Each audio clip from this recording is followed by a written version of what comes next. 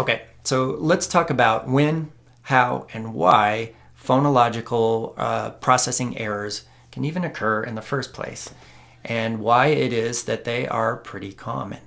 So let's start things off with looking at this cute little baby. When we look at a baby like this, we are all overcome with cuteness, right? And while the cuteness is certainly indisputable, we need to remember how looks can really be deceiving. Behind all the cuteness is a brain that is doing things that, to you and I, we would consider pure genius. Phenomenal things are happening during the first year of life. So that little baby who is looking kind of goofy and making spit bubbles and squealing, their brain is actually doing amazing work with discriminating speech sounds. You know, there's actually a very fascinating TED Talk that shines a light on when children start to make sense of speech sounds. It's called The Linguistic Genius of Babies. And please, if you get a chance, go find this on YouTube because it's really dense with amazing information.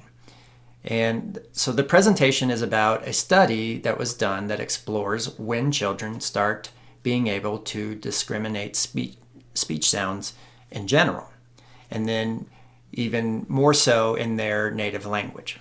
And as it turns out, children at about 6 months to a year can discriminate the sounds of any language that you put in front of them. And that's something that you and I couldn't even come close to doing.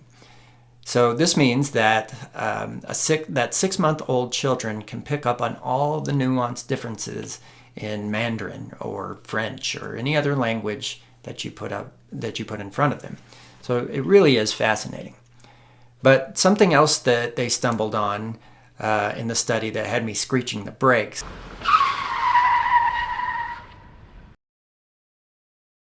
was the time frame when children start to specifically hone in on the sounds of their native language, their first language. Because this is so important to really digest.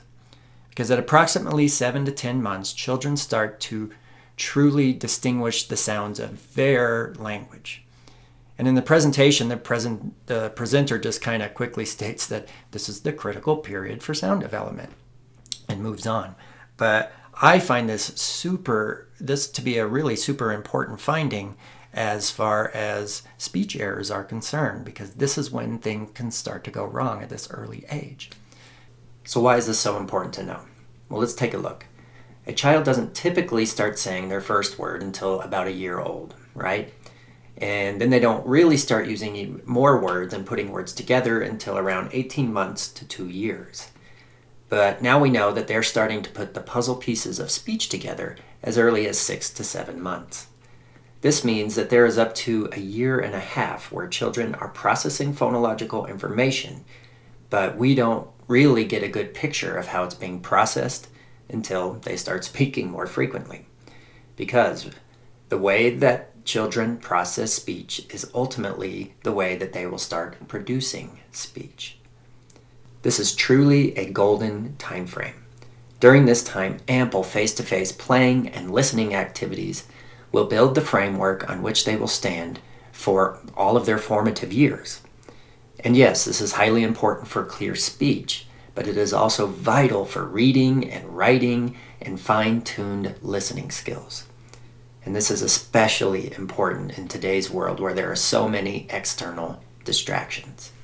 So this is when those tiny babies aren't just blowing spit bubbles and being cute. Their brains are hard at work and they're starting to discriminate sounds. Now, how and why do these errors occur? Well, let's take a second to think about this time period in a baby's life, as it relates to listening especially. There are so many things that can get in the way of what actually requires some very fine-tuned discrimination skills during this time of a baby's life. As any parent well knows, this time period can often be filled with a ton of ear infections, right? Or if not actual infections, plenty of congestion and fluid in the air. And, if the baby is in the supine position, laying down, which they often are because they're eating, this can lead to fluid moving around in the ear. And anyone who's had fluid in their ears knows what it can sound like, right? It's very muffled and it can be pretty annoying. So just think of how common this likely is during the ages of 6 months to a year.